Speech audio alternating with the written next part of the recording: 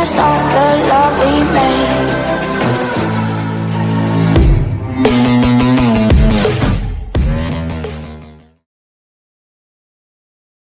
अस्सलामुअलैकुम and welcome to tech and cars. आज मैं सैमसंग गेयर VR की अनबॉक्सिंग करूँगा। तो पहले इसका बॉक्स पढ़ लेते हैं। पर लिखा हुआ है कि compatible with Note 5, S6 Edge plus, S6, S6 Edge, S7, S7 Edge।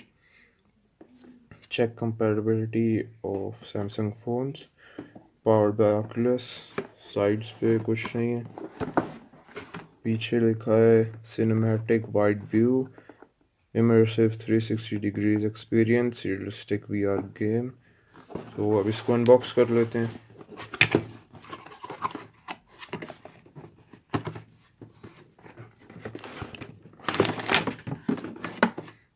Box को रखता हूँ साइड पे और सबसे पहले हेडसेट आ गया और कुछ नहीं है इसमें।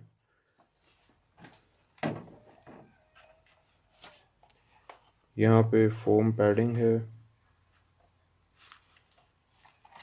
और यहाँ पर डिवाइस लगेगी। इसको यहाँ ऊपर करके ये है पोर्ट और ये थी इसकी अनबॉक्सिंग।